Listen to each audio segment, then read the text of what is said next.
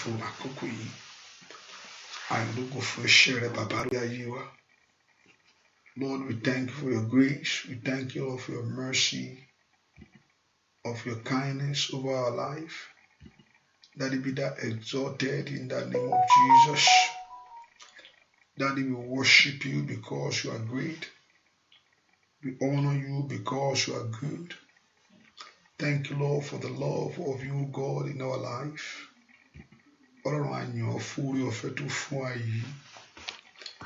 thank you, Lord, for abundance of your grace. And your fun yanu re baba. Ẹnu Israeli Olúwa gbọpẹ́. Kábíyèsí Olúwa gbọpẹ́. Father, we exalt your name.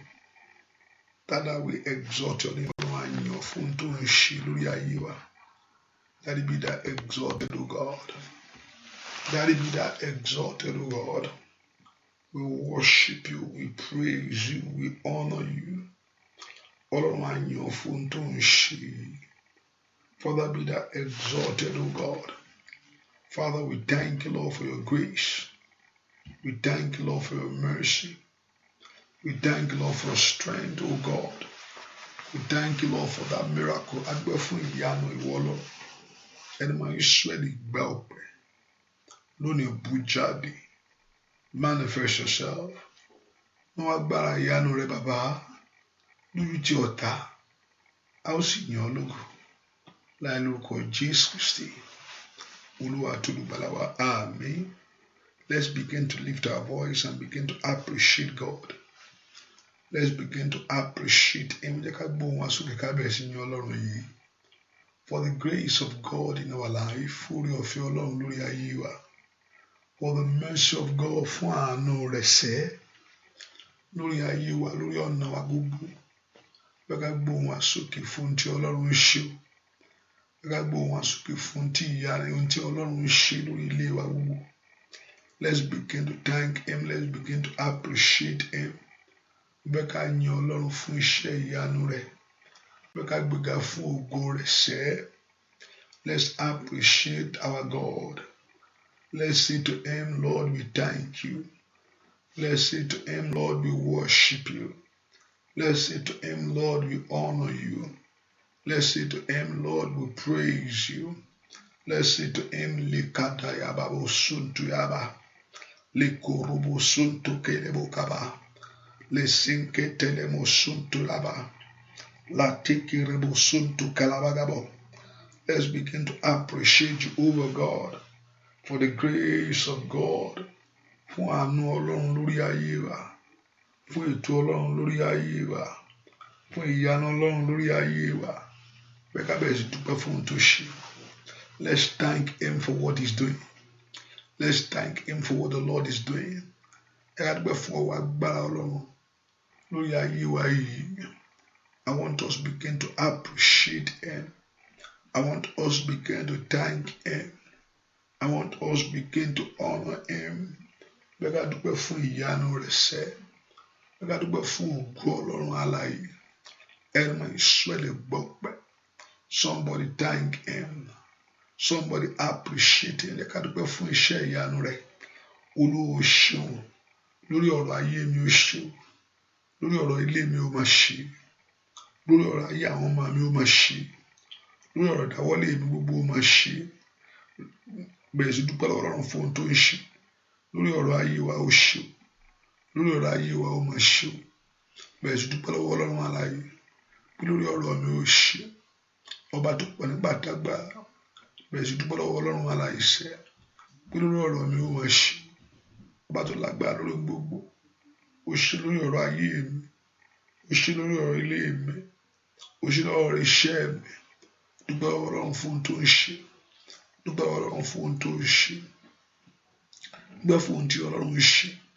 Olùgbà ló ṣe. Olùgbà ló ṣe. Olùgbà ló ṣe. Ọlọ́run ìmọ́lẹ̀ ó máa ṣe. Ọba tó lágbára lórí gbogbo ó ṣe. Ọba tó lóhun gbogbo lódùlódù ó ṣe. Ọba tó ní ìyanu lọ́wọ́ ó ṣe. Somebody begin to thank Him. Dúpẹ́ lọ́wọ́ Ọlọ́run fún ìyanu rẹ̀. Dúpẹ́ lọ́wọ́ Ọlọ́run fún ògo Ọlọ́run lórí ayé rẹ̀, lórí ayé ọmọ rẹ̀, lórí iṣẹ́ rẹ̀ gbogbo. Bẹ̀rẹ̀ sí dúpẹ́ lọ́wọ́ rẹ̀ fún ohun tó ń ṣe. Olúwa ṣé, Olúwa ṣé, Olúwa ṣé, ọba tó pọ̀ nípa tágbára ó ṣé. Father, we thank you, O God. Father, we exalt you, O God. Father, we praise your name, O God. Father, we honor your name, O God. Ọlọ́run a gbé ọ ga, a gbé orúkọ rẹ ga. We lift our voice in praise to you for what you, God of heaven, is doing. For you, Ọlọ́run ṣe. For what you, God of heaven, is doing in our life, in your church, O God. Dúpẹ́ lọ́wọ́ Ọlọ́run bẹ́ẹ̀. Thank him, appreciate him, exalt him, magnify him. Dúpẹ́ fún tí Ọlọ́run ṣe. Dúpẹ́ fún tí Jésù ṣe lọ́wọ́lọ́wọ́. Olúwa ṣe. Jésù aláàánú mi ò mọ̀ ṣe. Jésù aláàánú mi ò mọ̀ ṣe. Jésù aláàánú ayé ọmọ mi ò mọ̀ ṣe. Dúpẹ́ lọ́wọ́ Ọlọ́run bẹ́ẹ̀ pé Jésù aláàánú wa ó ṣe. Aláàánú mi ò mọ̀ ṣe. Olùgbàlà ló ṣe. Olùgbàlà ló ṣe o. Fún ògo ìmọ́lẹ̀ ìwọ Ọlọ́run. Fún ògo ìmọ́lẹ̀ ìwọ Ọlọ́run lórí ayé mi. Fún ògo ìwọ ìmọ́lẹ̀ Ọlọ́run lórí ilé mi. Lift your voice and bless him for the glory of God in your life. For the glory of God in your home. Fún ògo Ọlọ́run lórí ilé rẹ, lórí iṣẹ́ rẹ gbogbo. Lift your voice and give that praise to him. Ẹ ká dúpẹ́ fún ẹni tó lọ́pẹ́ yẹn o. Thank you, Lord Jesus. Ọlọ́run á yìn ọ́. Ọlọ́run á yìn ọ́. Ọlọ́run á gbé ọ ga. Ọlọ́run á fi ọpẹ́ fún. Ọlọ́run á yìn ọ́. Dúpẹ́ lọ́wọ́ Ọlọ́run yìí pé Jésù ṣe. Jésù ṣe. Thank you, Father. Thank you, the righteous one. Thank you, the Holy One of Israel. Dúpẹ́ lọ́wọ́ Ọlọ́run yẹn. Olùgbàlà ló máa ṣe. Olùgbàlà ló ṣe. Olùgbàlà ló ṣe. Gbọ́ àdúrà lórúkọ Jésù Kristi. Olúwa wa, ẹ ká dúpẹ́ lọ́wọ́ fún ìrìn àjò ọdún yìí. Èyí tí ó mú ọrin àrìn yénú rẹ̀. I want us to thank the Lord for the journey of this year. That our Lord Jehovah God that is going to see us through. Ẹ ká dúpẹ́ lọ́wọ́ Ọlọ́run fún ìrìn àjò ọdún yìí. Èyí tí ó mú ọrin àrìn yìí tọmọtọmọ nínú rẹ̀ sẹ́. Fẹ́ kó dúpẹ́ lọ́wọ́ Ọlọ́run alààyè pé Ọlọ́run mo dúpẹ́ fún ìrìn àjò ọdún yìí o. Ọba tí ò ní jẹ́ kí n rá síbẹ̀. Thank him, thank him, thank him, thank him, thank him, thank him, thank him, thank him, thank him. Appreciate the Lord for the journey of this year, O God. Somebody thank him. Olúwa mo dúpẹ́ fún ìrìn àjò ọdún yìí. Lord, I thank you, Lord. Ọba tó mú mi bẹ̀rẹ̀. Ọba tó sì mú ọ parí rẹ̀ láyọ̀. Ilẹ̀ àṣà táyà wa. Dúpẹ́ lọ́wọ́ Ọlọ́run. Olùgbàlà ó ṣe fún ìrìn àjò ọdún yìí lórí ayé mi. Olúwa ó ṣe fún ìrìn àjò ọdún yìí lórí ilé mi. Olúwa ó ṣe fún ìrìn àjò ọdún yìí lórí ilé mi. Olùgbàlà ó ṣe. Olùgbàlà ó ṣe. Olùgbàlà ó ṣe. Olùgbàlà ó ṣe. Olùgbàlà ó ṣe. Olùgbàlà ó ṣe. Dúpẹ́ lọ́wọ́ Ọlọ́run bẹ́ẹ̀. Olùgbàlà ó ṣe fún ìrìn àjò mi nínú ọdún yìí. For my journey this year. Dúpẹ́ lọ́wọ́ Ọlọ́run bẹ́ẹ̀ sẹ́. Bẹ́ẹ̀ni máa ń sọ ẹ́ ló ṣe. Gbọ́ àdúrà lórúkọ Jésù Kristi. Olúwa wa jẹ́ ká sọ fún Ọlọ́run. Ọlọ́run mo tọ̀ wá o. Ọlọ́run mo tọ̀ wá jẹ́ n rí ọ bàbá. Let me experience you. Olúwa jẹ́ n rí ọ mo yẹ tọ̀ wá. Ayé mi jó bá ọ pàdé. Kò sẹ́ni tó bá pàdé tí ayé rẹ̀ dúró sójú kan. Iṣẹ́ mi jó bá ọ pàdé. Olúwa jẹ́ n rí ọ. Olúwa jẹ́ n rí ọ. Ayé mi jó bá ọ pàdé. Iṣẹ́ mi jó bá ọ pàdé. Olúwa jẹ́ n rí ọ. Ayé mi kó bá ọ pàdé. Ilé mi kó bá ọ pàdé bàbá. Jésù jẹ́ n rí ọ. Let me experience you, God. Let me experience your God. Let me experience your power. Let me experience your glory. Olùgbàlà jẹ́ n rí ọ. Jẹ́ n rí agbára ìwọ Ọlọ́run. Jẹ́ n rí ògo rẹ bàbá. Jésù o ṣé o. Alágbára ńlá o ṣé o.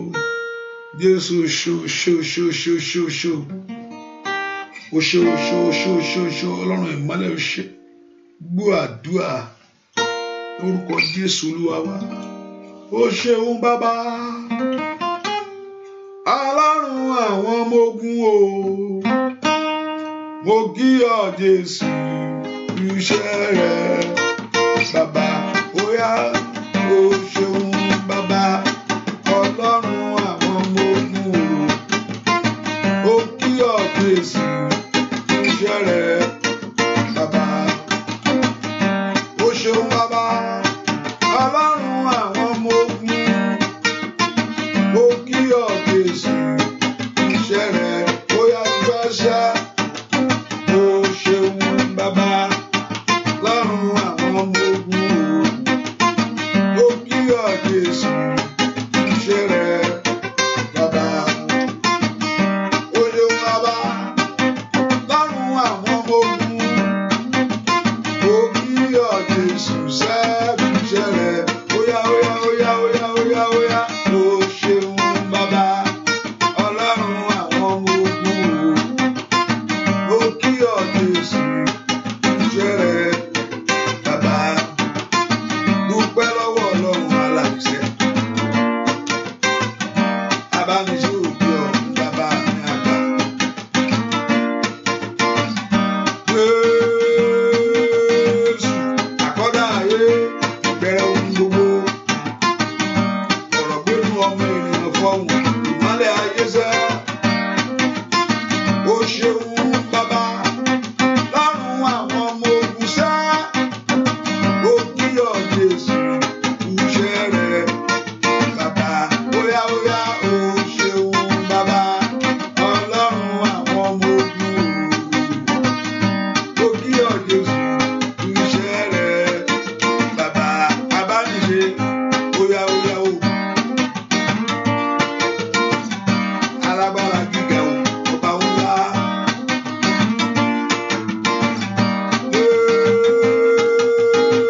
Jésù Ọlọ́run tó pọ̀ nípa àtagbára,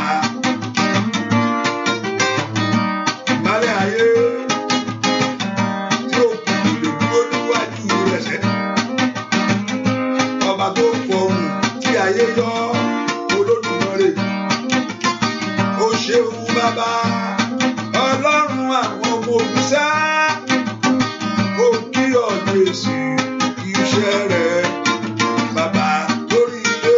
Ó ṣeun bàbá Ọlọ́run àwọn ọmọ ogun, ó kí ọ Jésù iṣẹ́ rẹ bàbá. Óyá óyá. Ó kí ọ Jésù sẹ́. Ó kí ọ Jésù iṣẹ́ rẹ bàbá. Dúpẹ́ lọ́wọ́ Ọlọ́run, dúpẹ́ lọ́wọ́ Jésù yìí, ọba ńlá, ọba tó lágbára lórí ohun gbogbo.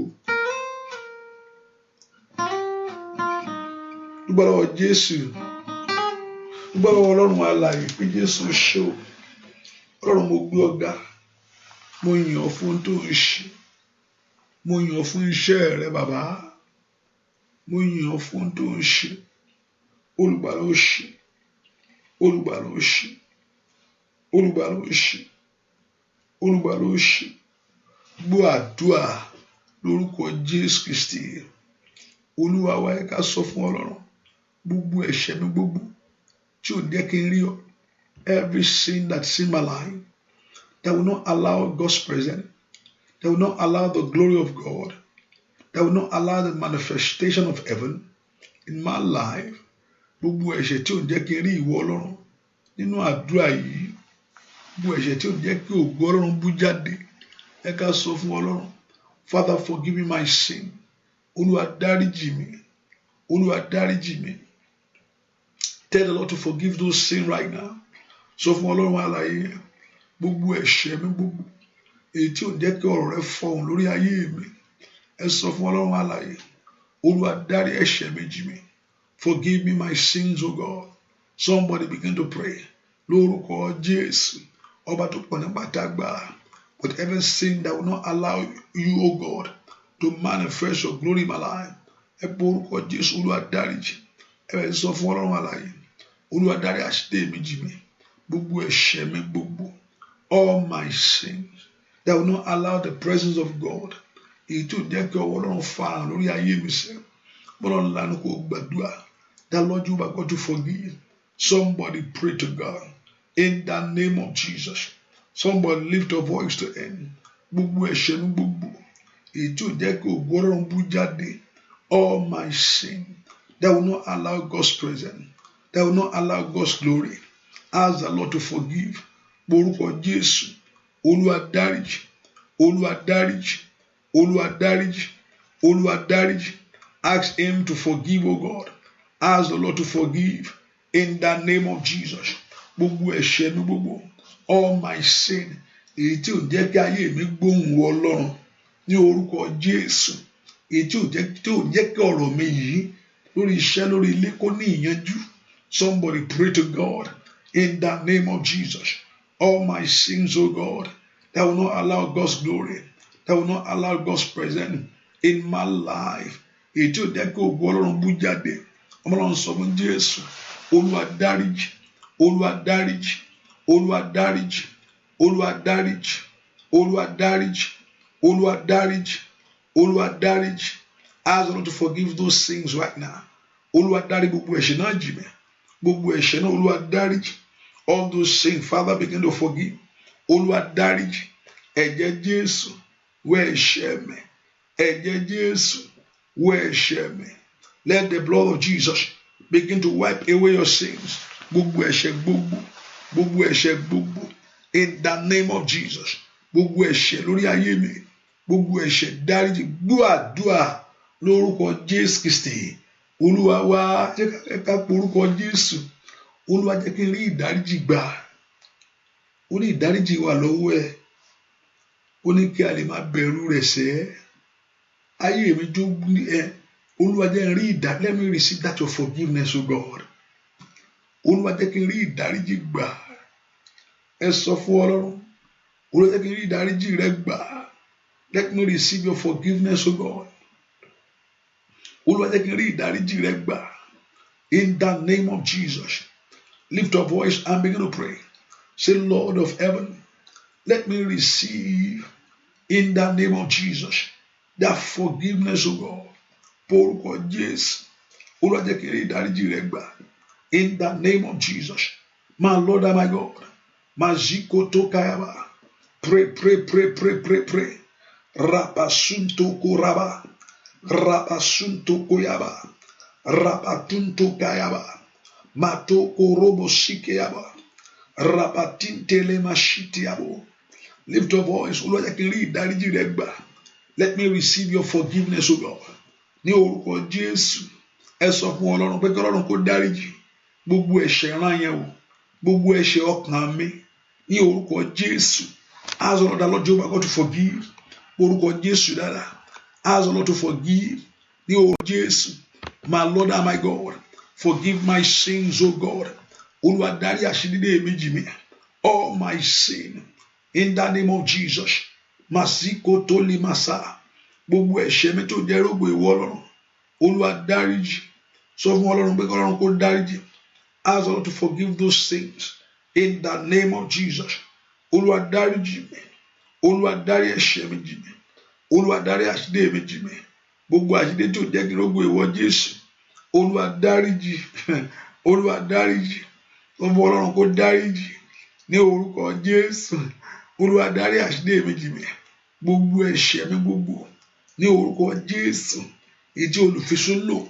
All my sin that the accuser is using against your life. Gbogbo ẹ̀ṣẹ̀ tí olùfisùn lò láti fi jẹ ayé ẹni níyà. Ní orúkọ Jésù. Ẹ̀jẹ̀ Jésù parẹ́ lọ́wọ́lọ́wọ́. Gbogbo ẹ̀ṣẹ̀ olùfisùn lórí ayé mi sẹ́. Gbogbo ẹ̀ṣẹ̀ olùfisùn nínú ayé ọmọ mi. Ẹ sọ fún Ọlọ́run alààyè. Olúwa dáríjì. Ẹ̀jẹ̀ Jésù parẹ́. Ẹ̀jẹ̀ Jésù parẹ́. Ẹ̀jẹ̀ Jésù parẹ́. Ẹ̀jẹ̀ Jésù parẹ́. Àní gbàdúrà sẹ́ kí ẹ̀jẹ̀ Jésù kó parẹ́ ní orúkọ Jésù. Ẹ̀jẹ̀ Jésù kó parẹ́. Ọlọ́run lanu gbàdúrà. Ẹ̀jẹ̀ Jésù parẹ́. Ọlọ́run lanu gbàdúrà. Ẹ̀jẹ̀ Jésù parẹ́ ní orúkọ Jésù. Ẹ̀jẹ̀ Jésù parẹ́. Ladaga laba santiago. Ẹ̀jẹ̀ Jésù parẹ́. Mazuta kaba. Ẹ̀jẹ̀ Jésù parẹ́. gbogbo ẹ̀jẹ̀ olùfisùn Olúwa parẹ́ lọ́wọ́ gbogbo ẹ̀jẹ̀ olùfisùn Olúwa parẹ́ lọ́wọ́ Ọlọ́run sọ fún Jésù every sins of the accuser of your life of your dreams of your children gbogbo ẹ̀jẹ̀ olùfisùn Olúwa parẹ́ ẹ gbàdúrà ẹ sọ fún Ọlọ́run ẹ̀jẹ̀ olùfisùn àwa Olúwa parẹ́ ní orúkọ Jésù gbogbo ẹ̀jẹ̀ olùfisùn lórí ayé mi sẹ́ lórí ayé mi sẹ́ in my life in my home in life of my children in my family gbogbo ẹ̀jẹ̀ olùfisùn ọ̀run parẹ́ lónìí o ní orúkọ Jésù Olúwa parẹ́ lónìí gbogbo ẹ̀jẹ̀ olùfisùn Olúwa parẹ́ lónìí mazuta kayaba le sontoro mushandiaba madeke roba tuntayaba ribatundo shiketelebo madaka dorama ushada lentoko robo kusontorima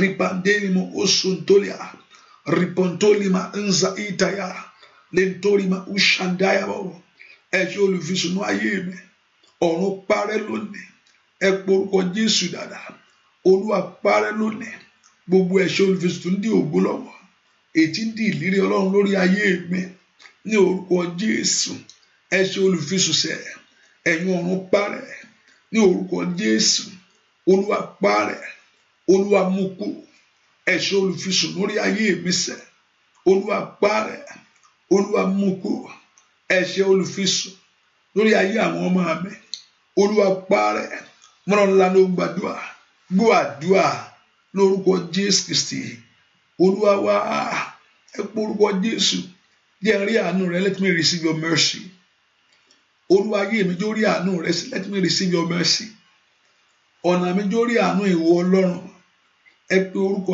Jésù àánú rẹ kó wá lórí ayé mi lọ́wọ́lọ́wọ́ ẹ sọ fún Ọlọ́run alààyè pé kí àánú Ọlọ́run kó fara pé kí àánú Ọlọ́run kó fara pé kí àánú Ọlọ́run kó fara pé kí àánú Ọlọ́run kó fara lórí ayé mi lórí iṣẹ́ mi Olúwa jẹ́ kí àánú rẹ fara ní gbogbo ọ̀nà mi gbogbo ọmọ Ọlọ́run ńlá ló gbàdúrà orúkọ Jésù orúkọ Jésù orúkọ Jésù ẹ sọ fún Ọlọ́run aláìṣẹ̀ Olúwa jẹ́ kí n rá àánú rẹ Olúwa jẹ́ kí n rá àánú rẹ Olúwa jẹ́ kí n rá àánú rẹ mo Ọlọ́run pé Jésù Olúwa jẹ́ kí n rá àánú rẹ let me receive your mercy o God ayé mi jó rá àánú gbà nínú àdúrà ìṣẹ́ nínú àdúrà ilé in this prayer o God Olúwa ṣàánú fún mi mo Ọlọ́run ńlá kó gbọ́dọ̀ dọ́là nínú ilé ni kó ṣàánú fáyé rẹ nínú ilé ni kó bí ọ̀rẹ́ owó sẹ́ Olúwa ṣàánú fún mi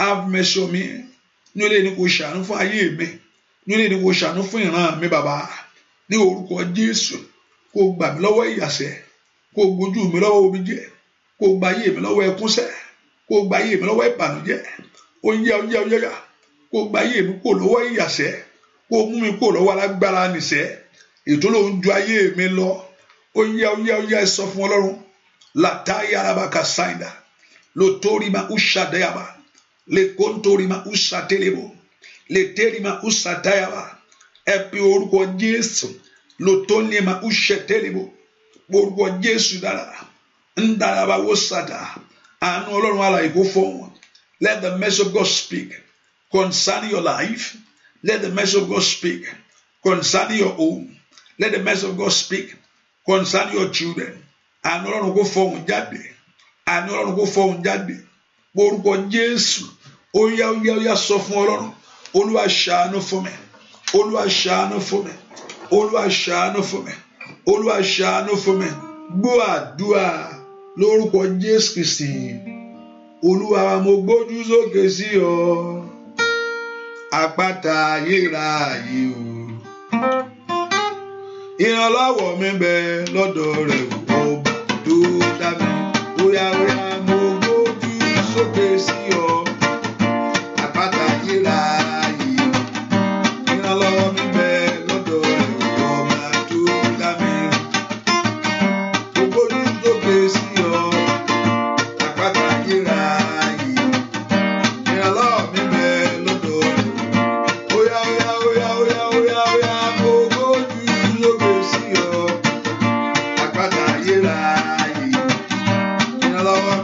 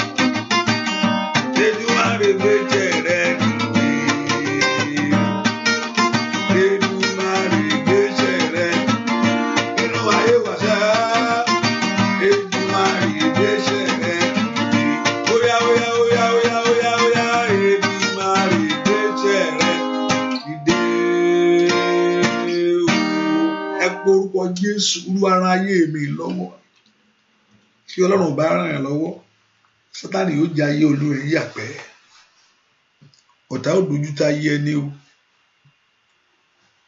èwo lèèyàn lè dààmú you can't fight the battle ogun yẹn kò ń ṣojú ojú ìjà tí ojú ẹ̀ṣẹ̀ ẹ pé orúkọ Jésù Olúwa ràn mí lọ́wọ́ Lord help me Olúwa gbé ìrànlọ́wọ́ dìde fún ayé mi sẹ́ Lord arise for my help láti bá mi gbàyà inú lórí ayé mi sẹ́ o to reject this failure this disappointment ẹ pé orúkọ láti mú ìṣòro ìkó ònú ọ̀nà mi gbogbo Olúwa gbé ìrànlọ́wọ́ rẹ dìde fún ayé mi arise o God for my help Olúwa gbé ìrànlọ́wọ́ rẹ dìde fún ayé mi arise o God for my help Olúwa gbé ìrànlọ́wọ́ rẹ dìde fún iṣẹ́ mi arise o God for my work ẹ pé orúkọ Jésù pé kí Ọlọ́run kó dìde kó ran ayé wa lọ́wọ́ kí Ọlọ́run kó dìde kó ran iṣẹ́ wa lọ́wọ́ kí Ọlọ́run kó dìde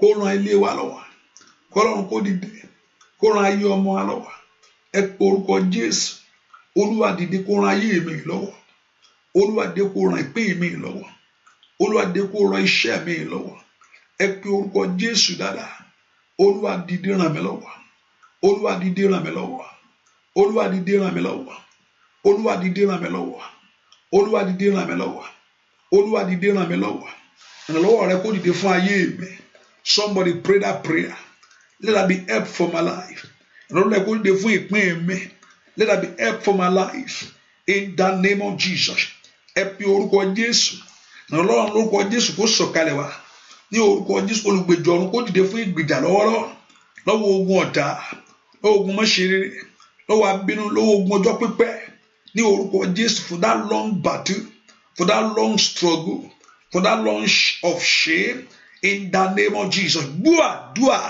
lórúkọ Jésù Kristi Olúwa wẹ́ pé orúkọ Jésù Olúwa gbogbo iṣẹ́ ọ̀tá lórí ayé mi kó bẹ̀rẹ̀ sí di asán ohun tí ọ̀tá ti ṣe nínú ayé mi Olúwa sọ di asán lónìí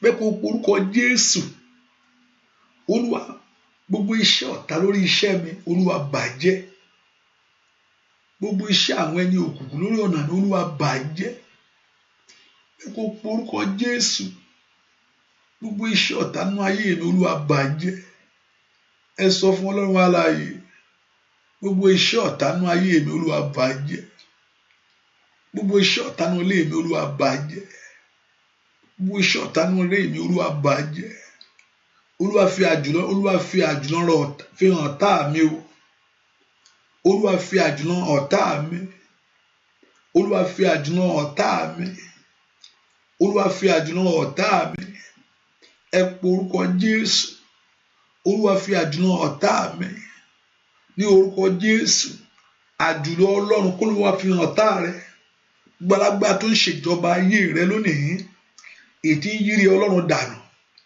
ètí ń yírí Ọlọ́run dànù lórí ayé mi ètí ń fa ògo sẹ́yìn ètí mú ayé ẹni ṣẹ́rù that power be destroyed kí ọ̀run kó sọ agbára náà di asán gbogbo agbára tó tí ò fẹ́ ká dùn àgbà gbàtà dùn ò bá gbà kí ló fẹ́ gbà ilé àmà ó sàtáyàbà gbogbo agbára tí ò fẹ́ kí ìrànlọ́wọ́ wá ní orúkọ Jésù gbogbo agbára tí ò fẹ́ kí àánú ṣẹlẹ̀ gbogbo agbára náà ẹ pé orúkọ Jésù gbogbo agbára tí ò fẹ́ kí ògo Ọlọ́run bú jáde nínú ayé ẹni lónìí ẹ orúkọ Jésù kó bẹ̀rẹ̀ sí dasán gbogbo agbára fàlérí sẹ́yìn afa ògo sẹ́yìn afa múṣẹ ìlérí sẹ́yìn oyá Ọlọ́run sọ agbára yẹn dasán o Ọlọ́run sọ agbára yẹn lásán o alágbára ó dẹ kó ṣubú níwájú Olúwa ní àdúrà yìí ní orúkọ Jésù in this prayer let the strong man fall in this prayer nínú àdúrà yìí kí alágbára kó ṣubú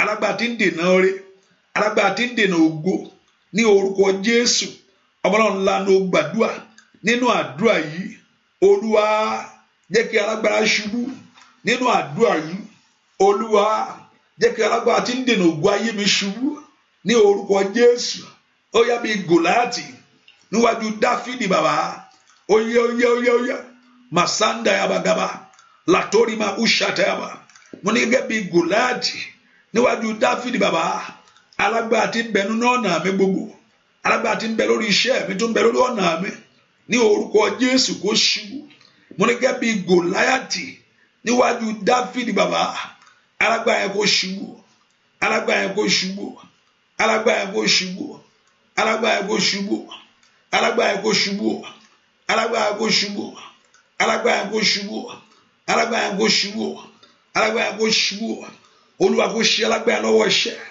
ní orúkọ Jésù kí Olúwa kó ṣe alágbára lọ́wọ́ iṣẹ́ àwọn Ọlọ́run ńlá ló gbàdúrà Olúwa ṣí lọ́wọ́ iṣẹ́ alágbára tó ń dó ti ayé mi that strong man in your life that strong man in your dream in Jesus name we pray. Onígbà tí ìrètí bá pẹ́ ó máa mú ọkàn ṣàárẹ̀ ṣé Ọlọ́run ló fẹ́ kí èèyàn ṣàárẹ̀ kò ń ṣe Ọlọ́run Sátánì ló fẹ́ kí ayé ẹni ṣàárẹ̀ tí ìrètí bá pẹ́ àgbà tí èèyàn bá ṣe kankan títí títí if you are continue doing one thing and that thing never yield anything to you you're going to be tired and you're going to be wearied. Fún èèyàn bá ń béèrè fún ìwòsàn tí ò rí ìwòsàn even though Ọlọ́run ọgbọ́n mọ̀ pé there's a thing that is guaranteed that a man is going to give up pé èèyàn á sọ pé kíní yóò kò ṣe kankan ẹ wá pé orúkọ Jésù call the name of Jesus Olúwa that they break that yoke o God ìgbèkùn yẹn Olúwa já ìgbèkùn tí ò fẹ́ kí n rọ́mọ bí láyé ìgbèkùn ọ̀tá tí ò fẹ́ kí n ríṣẹ́ ìgbèkùn ọ̀tá tí ò fẹ́ kí n ní òkè ò fẹ́ kí n rógbò mi lò ìgbèkùn yẹn Olúwa já mú ayé mi kúrò nínú ìgbèkùn yẹn mú ilé mi kúrò nínú ìgbèkùn ọ̀tá ẹ pe orúkọ Jésù nínú ìgbèkùn yẹn break that yoke over me by the anointing of your presence o God by the anointing that's in your name. But the anointing that's in your word, let the yoke break, O God. Let the yoke of battle break. Ní orúkọ Jésù, gbogbo èdè ogun kó já nínú ayé mi lónìí. Gbogbo èdè àṣetì kó kúrò. Gbogbo èdè àmúbọ̀ yẹn kó kúrò. Let that yoke break in our life. As we seek the face of the Lord, as we call upon the name of the Lord. Gbogbo èdè yẹn kó já. Olúwa já ìdè yẹn. Olúwa já ìdè yẹn. Olúwa já ìdè yẹn. Olúwa já ìdè yẹn. Olúwa já ìdè yẹn. Ọlọ́run ńlá ló gbàdúrà. Olúwa já ìdè yẹn. Ọlọ́run ńlá ló gbàdúrà. Olúwa mú ìdè yẹn kúrò. Orúkọ Jésù. Olúwa já ìdè yẹn. Olúwa mú ìdè yẹn kúrò. Bàbá já ìdè yẹn. Mú ìdè yẹn kúrò. Break that yoke. Pray that prayer.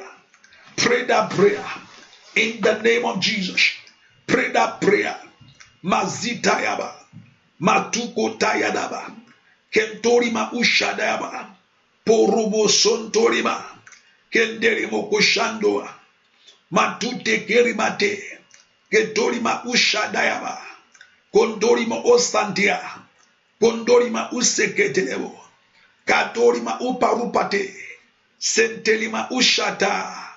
Kandorima ukatelia. Ẹ pe orúkọ Jésù. Break that yoke. Olúwa já ìdè yẹn. Olúwa já. Ìdè ẹni kó já o. Ìdè ẹni kó já o. Ìdè ẹni kó já bàbá. Ìdè ẹni kó já bàbá. Orúkọ Jésù. Olúwa já ìdè yẹn gbogbo. Olúwa já ìdè yẹn gbogbo. Bàbá já ìdè yẹn gbogbo. Ní orúkọ Jésù ti Násárẹ́tì.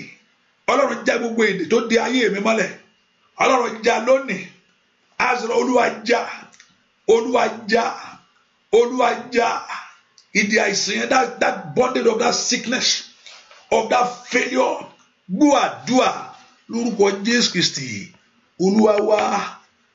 By me in life you can see the trend or you can see the hand of battle. Wọ́n mọ̀ pé nǹkan mìíràn lóòótọ́ because of the society we are in now, we are because of that society now.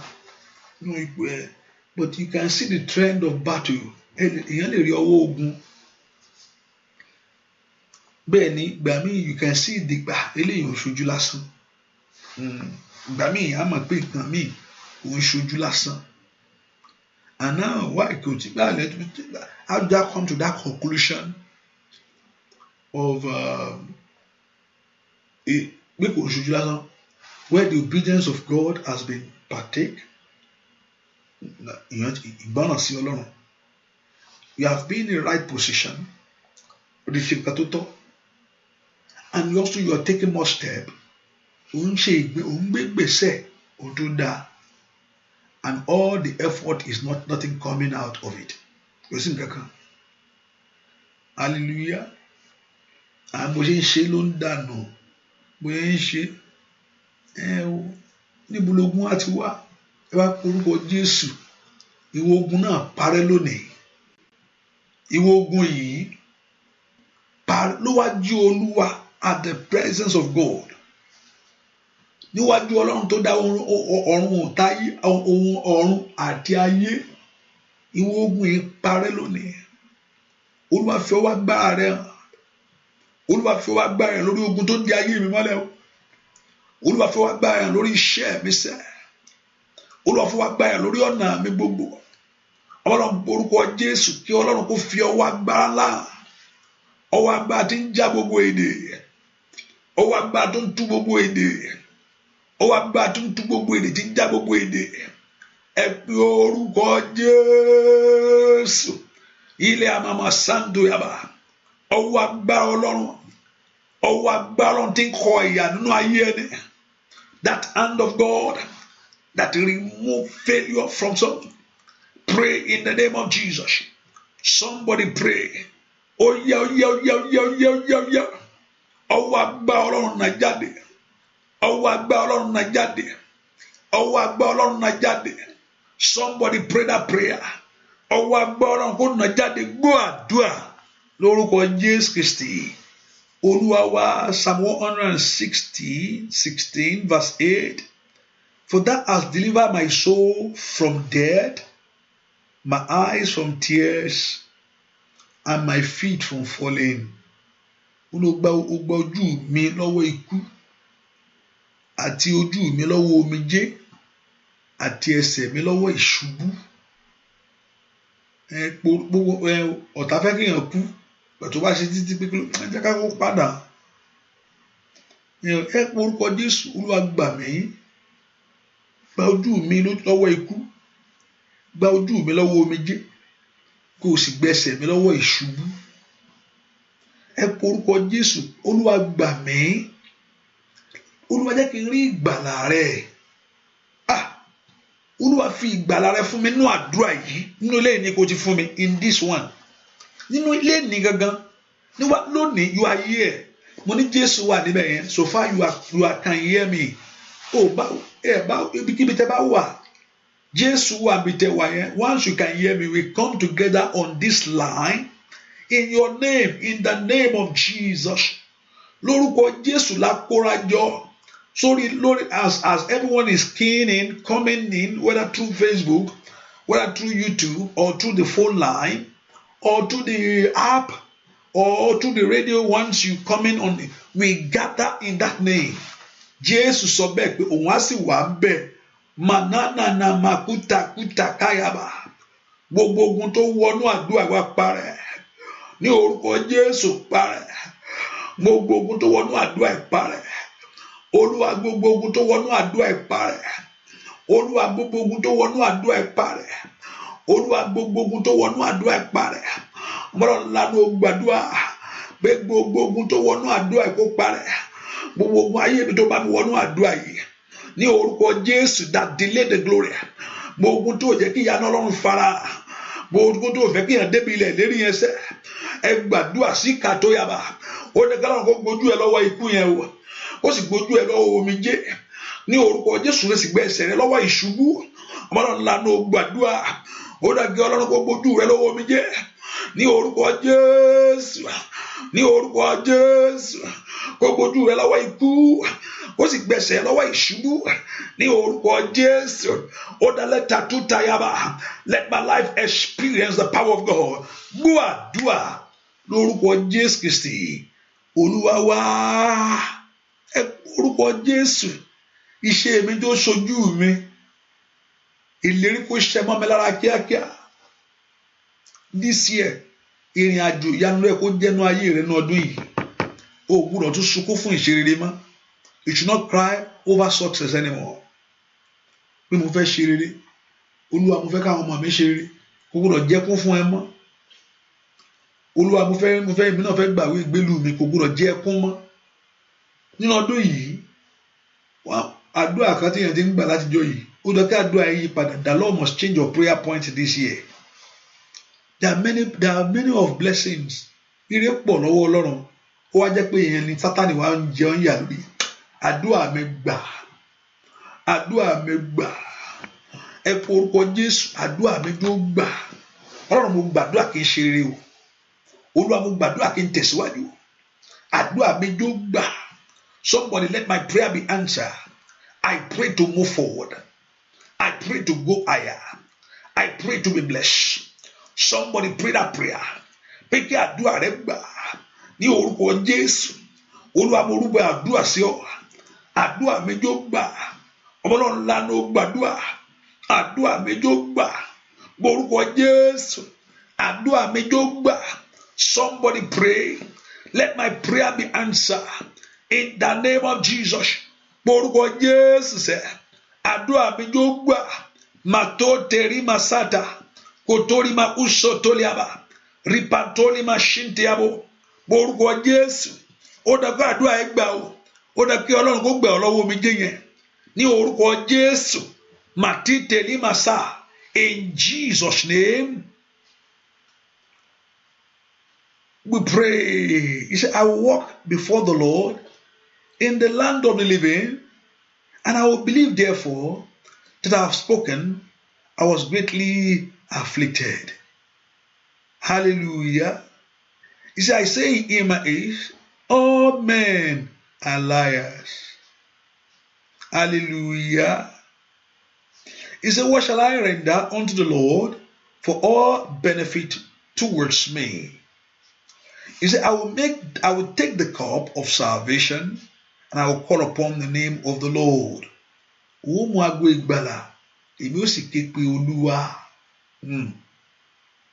said, I have spoken, I was greatly afflicted. Olúwa gbà mí lọ́wọ́ ìyà yìí.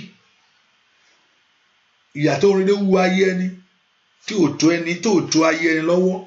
Orere wù ọ́, ṣùgbọ́n ò ní rí orere ṣe yẹn. Olúwa gbà mí lọ́wọ́ ìyà yìí. Olúwa gbà mí lọ́wọ́ ìyà yìí, ìyà àìrọ́kọ yìí o. Nǹkan mi at one point in time, nǹkan mi máa ń di ìtìjú. Now it turn to things of shame. Á di ìtìjú láàrin ọ̀rẹ́. Àwọn èèyàn mi lọ. Inú ìjọ ẹlòmíì ìtìjú ló bẹ̀rẹ̀ omi kó ìjọ́jì. Ìtìjú ló jẹ́ kó ẹlòmíì lọ sí ẹgbẹ́ àwọn tó ti parí school tó ń gather together. And online he say no, I'm not going. Mi lè lọ torí ohun tẹ́gbẹ́ ń ṣe kò rí ṣe. Ohun tẹ́gbẹ́ mú kò rí mú. Ìtìjú ló jẹ́ kẹ́lòmíì padà sí orílẹ̀-èdè Nàìjíríà o. Gbogbo ohun tó ń tẹ ayé rẹ lójú lónìí. Ọ̀run kó níbo ló fẹ́ dé sí mbẹ̀. Níbo ló fẹ́ wọ̀ lọ mbẹ̀. Gbogbo alátọ́dún tó ti lọ náà kò rí nǹkan kan mú mbẹ̀. Hallelujah. Lórúkọ Jésù gbogbo òkùnkùn tí mú ìtìjú bá ayé ẹni. Ọ̀run kó parẹ́ lónìí. Let God let it disappear. Ní orúkọ Jésù gbọ́ àdúrà lórúkọ Jésù Kristi.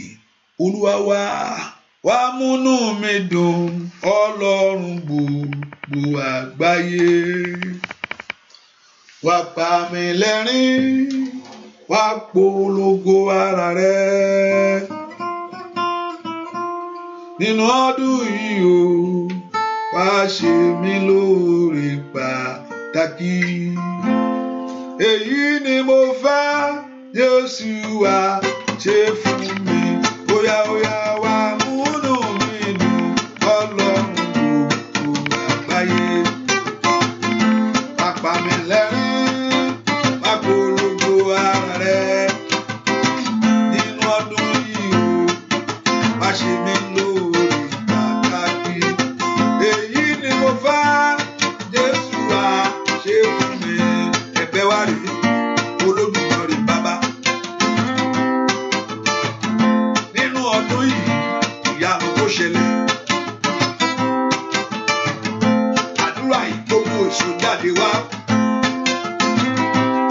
ayọ̀ ńlá, èso ògo, èso ìbùkún. Àdégbàgbàdo àdúrà, bàmúnú mẹ́nu, Ọlọ́run gbogbo àgbáyé. Pápá mi lẹ́rìn, pàgọ́lógó ara rẹ̀. Nínú ọdún yìí o, má ṣe mí lóore pàtàkì. Èyí ni mo bá Jésù wá ṣe fún mi. Óyá óyá wá múnú mi dùn, Ọlọ́run gbogbo àgbáyé. Pápá mi lẹ́rìn, pàgọ́lógó ara rẹ̀. Nínú ọdún yìí o, má ṣe mí lóore pàtàkì. Èyí ni mo fẹ́ Jésù wá ṣe fún mi. Gbogbo ìjọba òkú tó bàjẹ́ lórí ọmọ òkú, lórí iṣẹ́ rẹ ni gbogbo ọ̀nà sẹ́ lórúkọ Jésù.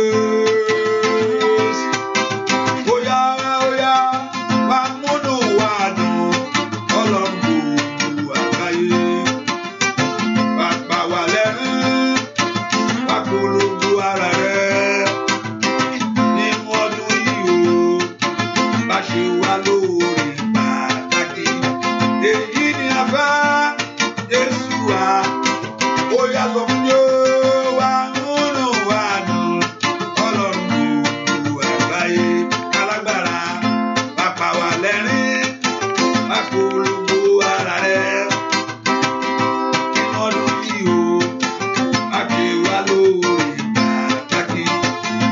Èyí ni mo fẹ́ Jésù wá ṣe fún mi.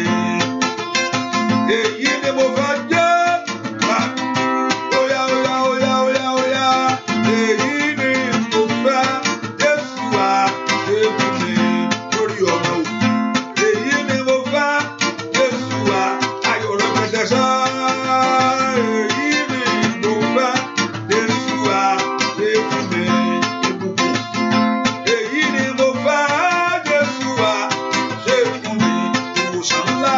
Èyí ni mo fẹ́ Jésù wá ṣe fún mi. Ẹ pe orúkọ Jésù. Olúwa mú ayọ̀ mi náà kún.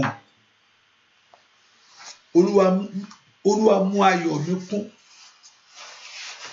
Olúwa mú ayọ̀ mi kún. Olúwa mú ayọ̀ mi kún. Olúwa mú ayọ̀ mi kún. Olúwa múnú mi dùn. Father, let my joy be full, O God. Eléyìí náà tó kù, Olúwa yanjú ẹ. Eléyìí tó kù yẹn, eléyìí náà sì ni. Olúwa parí ẹ̀. Ọ̀rọ̀ sẹ́yìn náà ni bàbá parí ẹ̀ bàbá. Ọ̀rọ̀ eléyìí ni bàbá parí ẹ̀. Ọ̀rọ̀ àṣeyọrí yẹn bàbá parí ẹ̀. Ó yẹ Olúwa múnú mi dùn. Abọ́lá ńlá ní ó gbàdúrà. Orúkọ Jésù, orúkọ Jésù, orúkọ ńlá Jésù, ọba tó pọ̀ nípa dágbára. Olúwa múnú mi dùn. Lítà torí máa ń ṣàtàyàbà. Ẹ gbàdúrà, ẹ sọ fún Ọlọ́run pé kí Ọlọ́run kó múnú yín dùn. Kí Ọlọ́run Ísírẹ́lì kó mú ayọ̀ yín kún. Olúwa múnú mi dùn. Ọlọ́run gbogbo àgbáyé múnú mi dùn. Ní orúkọ Jésù múnú àwọn èèyàn yìí dùn. Sọ fún Ọlọ́run aláìṣẹ̀ lórí ìdáwọ́lé gbogbo. Olúwa múnú mi dùn. Let God give that joy that you are trusting Him. Let God give that joy that you are believing Him. Let God give that joy in the name of Jesus. Ayọ̀ yẹn. Matata kuntakayaba. Kotori mapusha telia.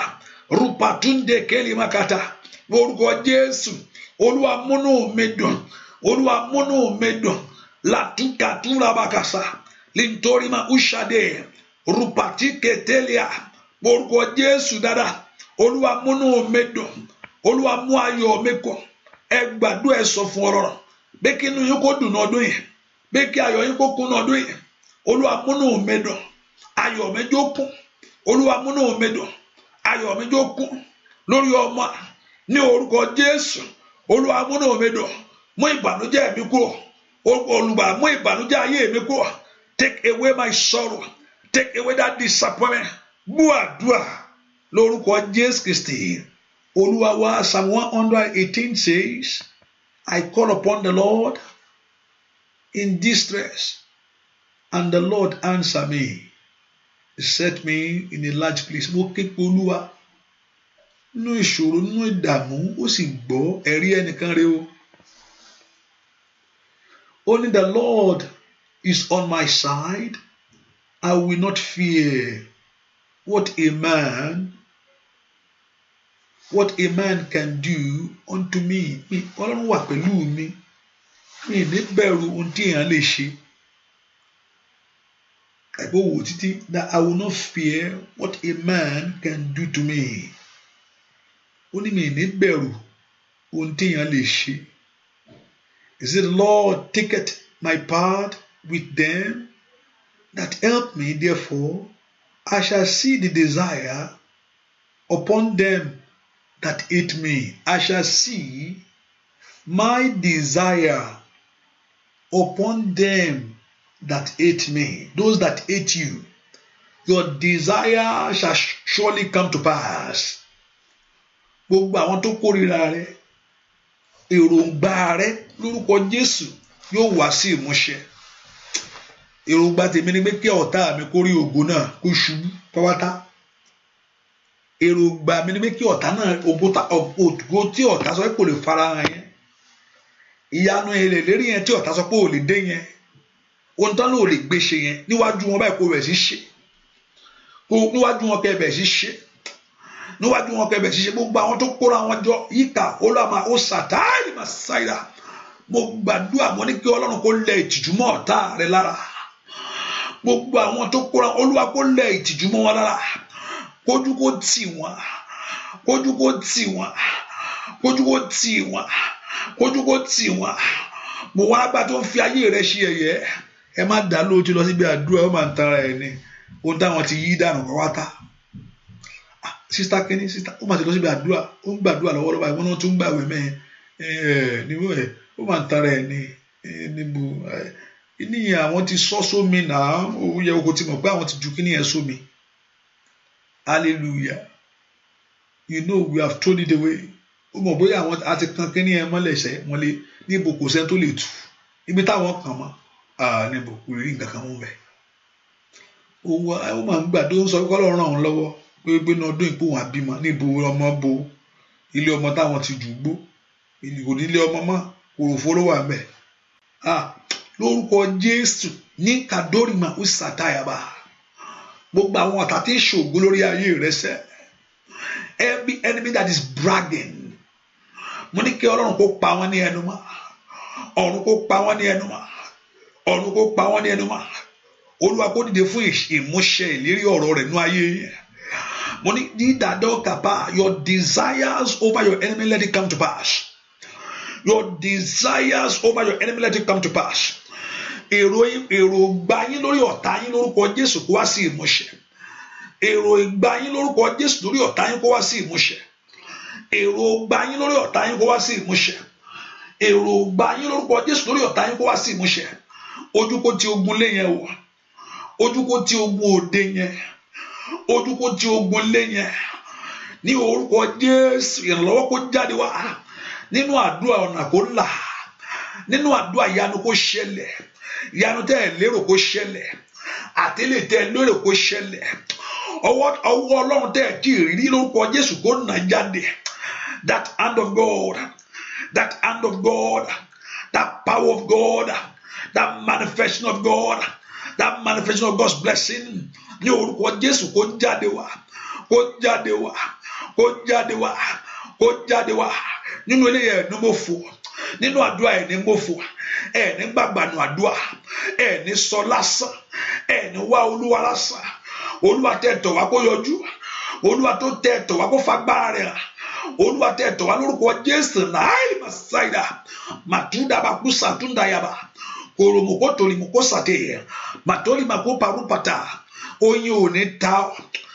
Ohun tí mo wò ni mo ń gbàdúrà fún ẹ. Oyin ayé ò ní ta ọ́. Gbogbo àrán sí oyin ní orúkọ Jésù kó ta ọ́. Rìpàtìlà ọlọ́run kò tá lè máa ṣídà. Ní orúkọ Jésù ọ̀run kó palẹ̀ rẹ̀ mọ́. Ọ̀run kó palẹ̀ rẹ̀ mọ́. Ní orúkọ ọwọ́ ẹ̀ka ènìyàn ò ní bá. Ayé ò ní rí ọmú. Ayé ò ní rí ọgbẹ́ ṣe. Wọ́n ní rí ọmú lórí ọmọ. wọ́n ní rí ọ lórí iṣẹ́ ní orúkọ Jésù. Ayé ò ní rí ọ mú, àǹtí ń lépa rẹ ò ní rí ọ mú, ẹ̀ǹtí ń lépa ọmọ rẹ ò ní rí ọ mú. Bí Sọ́ọ̀lù ò ṣe rí Dáfídì mú ní orúkọ Jésù, ọ̀tá rẹ ò ní rí ọ mú, ọ̀tá rẹ ò ní rí ọ mú. Ṣàmì dáadáa. Bí Jésù ṣe ní ìṣẹ́gun lórí ogun rẹ̀ tó gbé ikú mì ní ìṣẹ́gun, ó yẹ gba ìṣẹ́gun, ó yẹ gba ìṣẹ́gun, ó yẹ gba ìṣẹ́gun. Bí Dáfídì ṣe lè bá tó lé ogun ayé rẹ̀ bá, ó màkàílì màsáìdà ní orúkọ Jésù. Ogun ayé yẹ gbà padà, ìkólọ ẹ gbà padà, ìkólọ ẹ gbà padà. Àlàtàtà bí ìran Jósẹ́fù ṣiṣẹ́ ní ilẹ̀ àjèjì fún ayé rẹ̀ sẹ́, ní orúkọ Jésù. All your dream let it come to pass. Ní orúkọ Jésù. Ọ̀run tó nomi jí àná nù, ó yá kó nomi jẹ yín nù. Ó yá ṣe bẹ́ẹ̀, ó yá ṣe bẹ́ẹ̀, bàbá ṣe bẹ́ẹ̀, bàbá ṣe bẹ́ẹ̀. Àǹdàyàbá bí Bàtínómẹ́wù ṣe ráàánú gbà, ó yẹ ráàánú gbà, ẹ ráàánú gbà, ẹ ráàánú gbà, ẹ ráàánú gbà. Ní orúkọ Jésù. Bí Jábẹ́sì kúndò yàbàgà ẹni ìbànújẹ́ ti dẹni ayọ̀ sẹ́, ó yẹ dẹni aláyọ̀, ẹ dẹni ayọ̀ ní orúkọ Jésù. Ẹ dẹni ayọ̀, ẹ dẹni ayọ̀, ẹ dẹni ayọ̀ ní orúkọ Jésù. Ọba tó yí ikú padà lórí Ẹsíkáyà, màtúndàgàbà rùpàtúndègèbòsàrà làtẹ́kẹ̀lẹ́bò. Gbogbo ogun tí ayé fi kú àìtọ́jọ́, tí ayé fi ń lo ayé ẹni, ọ̀run yí padà, ọ̀run yí padà, ọ̀run yí padà. Gbogbo ẹ̀yin tẹ́ wọnú àdúrà ìwà ní orúkọ Jésù, kó Olúwa kó fàyè yín dára. Àrà ìyanu sẹ́, mo sọ fọ́lọ́run lọ́sàn-án yìí, mo ní Ọlọ́run Ísírẹ́lì, owó wọn ń ná Ọlọ́run o. Tó yẹ pé ìjọba Ọlọ́run, the ultimate, the kingdom of heaven, ìwòsàn ò sí lọ́run torí pé wọ́n ń ṣàìsàn bẹ́ẹ̀. Bẹ́ẹ̀ ni wọ́n ń náwó lọ́run o, wọ́n ń kọ́ ilé lọ́run o, ó tọ́ pé ó ti kọ́lé already ni o. So pé Ọlọ́run fi agbára rẹ̀ hàn títóbi bó ṣe tó. Lóòótọ́ we have not seen him. When we get to heaven we will see more of his glory. A rí ògo ẹ̀ bó ṣe tó. Hallelujah. Ṣùgbọ́n agbára rẹ̀ sẹ́ pé nínú ayé ìlú ẹ̀ àti rí tọ́ọ̀ bá ń wòsàn tí ìhun ṣàìsàn lọ́rùn. Agbára kan náà fi ń keep yàn, but fún ẹni tó ń ṣàìsàn, fún ẹni tó fẹ́ kọ́lé, nínú ayé yìí náà lọ́rùn tí máa ti fi gbogbo yẹn hàn. Torí gbogbo nǹkan tó à ń sọ yẹn wọ́n ń lò lọ́run. Bẹ́ẹ̀ ni gbogbo tó ń sọ yẹn ó nílò, wọ́n ní wọ́n ń bímọ lọ́run. Gbogbo ẹ̀yin tẹ́ fẹ́ lọ, àwọn tó sọ pé òun ní ọ̀run pé yakiyaki, kò sí ọ̀run yakiyaki o. Hallelujah. Kò sí yakiyaki lọ́run o. Torí Bíbélì sọ, Jésù sọ fún mi pé ọkùnrin àti obìnrin bákan náà ni wá o, pé kò sí nǹkan tó kò sí fún ìgbéyàwó. Kò sí nǹkan tó jẹ́ fún ìgbéyàwó. Wọn márì lọ́run sínú ayé inú láti rí ọkọ ẹ̀, torí wọn márì lọ́run láti mọ the feelings and everything inú ayé inú, láti mọ̀ pé èmi náà tiẹ̀ fẹ́ bímọ náà. Gbà tó wọn bímọ lọ́run, èmi náà fẹ́ lọ́kọ, wọn lọ́kọ lọ́run. Sínú ayé yìí náà you can enjoy all the benefit that God has in plan. Torí gbogbo wọn tó ń ṣe nínú ayé yìí wọ́n ń ṣe lọ́run mọ́. Wọ́n gbà, mo sọ fún Ọlọ́run pé Ọlọ́run nínú ayé yìí ló lè fi agbára rẹ̀ hàn. Mo gbàdúrà nínú ayé àwọn èèyàn yìí, ìyá Masaida, Ọlọ́run fi agbára rẹ̀ hàn lọ́rọ̀ báyìí. Manifest your power, fi agbára rẹ̀ hàn. Ratoto katata tuta kata kotori mashite teri makasate yaba ripeto karima ushakaya bagaba roposoto ketele makaparota ripato katiketeke pakushata batuke di bakusheketele bokaba roali masira katalia waili makusendele bokaba alagba tó jókòó sórí ògo Olúwa gbé dìde lọ. Alàgbà tó jókòó sórí ilẹ̀ lérí ní orúkọ Jésù tó fẹ́ kí ayé ẹni wọ bẹ̀ lọ. Alàgbà tí ń dènà ayé ọmọ sẹ́, ó yẹ kó Ọlọ́run kó gbé dìde. Alàgbà tó jókòó sórí ìrì ayé wa lónìí, Olúwa gbé dìde, Olúwa gbé dìde, Olúwa fi ìdájọ́ rẹ gbé dìde. Olúwa fi ìdájọ́ rẹ gbé dìde. Olúwa fi ìdájọ́ rẹ gbé dìde. Olúwa fi ìdájọ́ rẹ gbé dìde. Ní orúkọ Jésù, in the name of Jesus, nínú ayé àwọn èèyàn yìí, Olúwa fi ìdájọ́ rẹ gbé dìde. Dúà orúkọ Jésù Kristi Olúwa wa, àmín. Mo gbàdúrà ọwọ́ Ọlọ́run tí ń gba ayé ẹni là kó gbà yín là. Ọwọ́ Ọlọ́run tó ń dojú tọ̀tá kó dojú tọ̀tá ayé yín. Àdúrà nínú eléyìí ni pàtí yẹn gbàdúrà. This is the 8th day. 8th day rèé, ọjọ́ kẹjọ rèé. Mi mọ ilé tẹ̀ ṣe ń lọ náà yá. Hallelujah. Ṣùgbọ́n this is the 8th day. Gbàtí yóò bá ẹni tí ò létí sọ̀rọ̀, ọ̀ ẹni tí ọwọ́ rẹ̀ ò kú. Gbàtí yóò bá ẹni tí ò lágbára sọ̀rọ̀, ẹgbẹ́ tá à ń bá sọ̀rọ̀ ni Ọlọ́run tó pera rẹ̀ ní pé òun ni Ọlọ́run gbogbo ẹran ara. Pé kí lẹ̀ ń sọ yẹn náà? Mọ ni ó ní I'm the Lord God of kí lẹ̀ ń sọ? Mo fẹ́ ra mọ́tò, mo fẹ́ kọ́lé, mo fẹ́ bímọ. Olúwa ìwé ìgbélu ni, ìwé ìgbélu mo ti dé, mo ṣe ìwé I want my papers. Olúwa mo pé kí lẹ̀ ń sọ yìí? Ọlọ́run ẹran ara lè mi òun. Ohun tẹ́ ẹ̀ ń sọ yẹn kò ṣòro fún mi. Ó sọ bẹ́ẹ̀, ìwọ Ọlọ́run tí ire ò ṣòro fún. Ire òwúrọ̀ jẹ́ àwọn èèyàn, ire yẹn wà gbúra jẹ wá ń yà mọ́ bàbá. Ó ti sọ pé kò ṣòro fún ọ, kí ló wá dé? Ṣé alágbára ló lágbára jù ọ lọ? Tàbí olùdènà lágbára jù Ọlọ́run lọ? Ó ti pera rẹ pé ìwọ ni Ọlọ́run alágbára, pé kò sóhun kan aṣòro fún ìwọ láti ṣe bí. Ọlọ́run gbogbo táwọn yẹn sọ oníkòṣòro, ó yá fi agbára rẹ hàn. Jẹ́wọ́ títóbi rẹ, jẹ́wọ́ títóbi rẹ, jẹ́wọ́ títóbi rẹ, jẹ́wọ́ títóbi rẹ. Manifest your power. Jẹ́wọ́ agbára rẹ. Múnú àwọn èèyàn yìí dùn, mú ayọ̀ wọn kàn. Wọ́n ní wọ́n dá ògo padà fún ọ, àbí bẹ́ẹ̀ kọ́? Wọ́n ní wọ́n dá ògo padà fún ìwọ Ọlọ́run, àbí bẹ́ẹ̀ kọ́? Sọ pé bẹ́ẹ̀ ni. Yíyí alábàáwò sàtà. Wọ́n ní wọ́n yin ìwọ Ọlọ́run. Wọ́n ní wọ́n sọ nípa ẹ̀rí yìí. Wọ́n ní àwọn polongo rẹ bàbá. Lè tó ní màkú fàṣàdà. O ti ní kò ṣòro fún ọ pé láti bímọ láyé fún àwọn èèyàn yìí, láti lọ́kọ ní kò ṣòro fún ọ. Wọ́n ti gbé wá síwájú ìwọ Ọlọ́run. Ó pera rẹ bẹ́ẹ̀, Ọlọ́run Ísírẹ́lì. Ó yá ṣe bẹ́ẹ̀ bàbá. Yóò ní ìyanjú, yóò ní ìyanjú, yóò ní ìyanjú, yóò ní ìyanjú, yóò ní ìyanjú, yóò ní ìyanjú, yóò ní ìyanjú, yóò ní ìyanjú, yóò ní ìyanjú. Ìyanu ìkó ṣẹlẹ̀, ìyanu ìkó ṣẹlẹ̀. Alágbára tó ní kò tẹ̀rí ẹ̀, alágbára tó ní kò ṣiṣẹ́ ní kò tẹ̀rí ẹ̀, olùdènà ní kò mú kú ọ. Dúà bàbá láì lórúkọ Jésù Kristi Olúwa wa, àmín. Ẹ sọ fún Ọlọ́run, jẹ́ rí àánú rẹ, bùkún mi, jẹ́ kí ojú rẹ mọ́lẹ̀ sí mi lára. Ṣàánú fún mi, bá ń fàánú wò ó. Ẹlòmíì jí àkú, ò ní jẹ́ kú. Olúwa ṣàánú fún mi lórí ohun tí mò ń lé. Bùkún mi, jẹ́ kí ojú tiẹ̀ mọ́lẹ̀ sí mi lára. Sọ bẹ́ẹ̀ fún Ọlọ́run bẹ́ẹ̀. Olúwa ṣàánú fún mi, bùkún mi, jẹ́ kí ojú rẹ kó wá mọ́lẹ̀ sí mi lára. Ẹ sọ fún Ọlọ́run, Olúwa ṣàánú fún mi, Olúwa bùkún mi, jẹ́ kí ojú rẹ kó mọ́lẹ̀ sí mi lára. Kó rí bẹ́ẹ̀ bàbá. Ọlọ́run àwọn èèyàn yìí mà ti dé o. Iṣẹ́ rẹ rèé bàbá. Wọ́n ló fẹ́ ṣèyanu. Gbogbo àwọn tó wọnú àdúrà ìwá, bàbá ṣe tó fẹ́ ṣe inú ayé wọn. O kì í ṣe èèyàn kì í parọ́, tí sì ń ṣèké.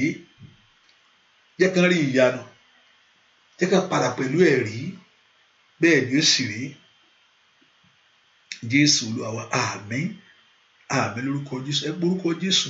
Ìjọ Ọlọ́run àti ìjọ yìí, this ministry àti ìjọ Ọlọ́run gbogbo, kọ́lọ́run kó wọ ọbẹ̀ lọ, kọ́lọ́run kó ṣe ìyanu. Let us experience the new hand of God this year. The Lord should visit us anew. Pray for the church and pray for your church also. Pray for this ministry and pray for your church. I know you worship there. Orúkọ Jésù, ìjọ yìí kó ráàánú gbà. Ọlọ́run kó wọnú ìjọ. Let the hand of the Lord enter into this church, oh God. Let there be divine visitation. Gbàdúrà. Pray for the ministry and pray for your own church too. Gbàdúrà fún ìjọ rẹ náà. As you pray for this ministry, pray for your church. In the name of ohun rere kó bẹ̀ sí ṣẹlẹ̀. Ní orúkọ Jésù, ohun òkú kó fara. Ìyanu kó ṣẹlẹ̀ bàbá. Olúwa ṣe bẹ́ẹ̀, gbogbo ọwọ́ Sátánì kó Olúwa kó mú kúrò.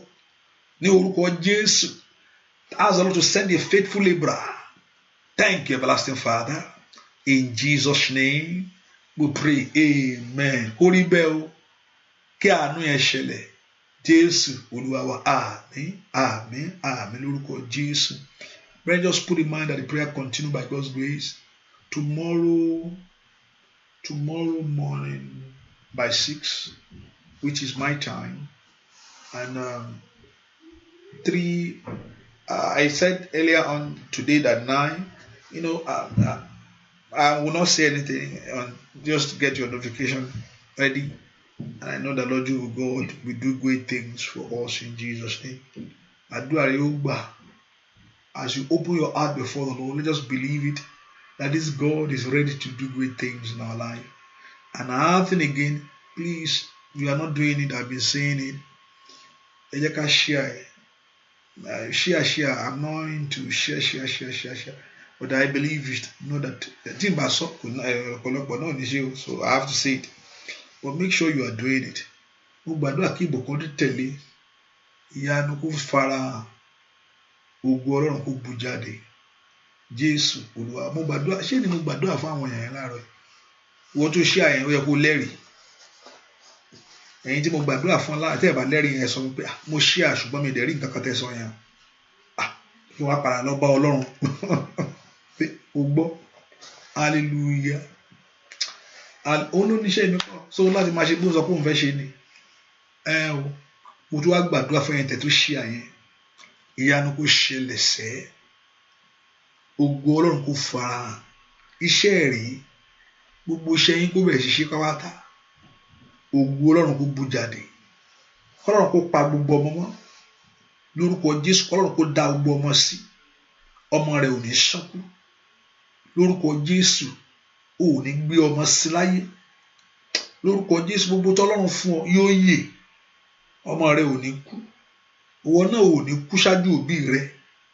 Lórúkọ Jésù, àánú dájú fún ọ. Gbogbo májẹ̀mú kú àìtọ́jọ́ lórí Ẹsíkáyà Ọlọ́run yí dànù. Lórí títí yín Ọlọ́run yí dànù sẹ́. Ìròyìn ayọ̀ dé. Ògo Olúwa farahàn. Ìlérí ṣẹ mọ́ lára o. Bẹ́ẹ̀ ni ó sì rí láì lórúkọ Jésù Kristi Olúwa àtàgbára wa. Àmín, àmín, àmín lórúkọ Jésù. Agbára Ọlọ́run wọnú omi ẹ lọ. You are blessed in Jesus' name. See you in the morning.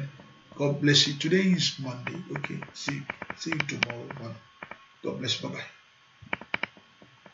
Thank you for being here. Bye-bye.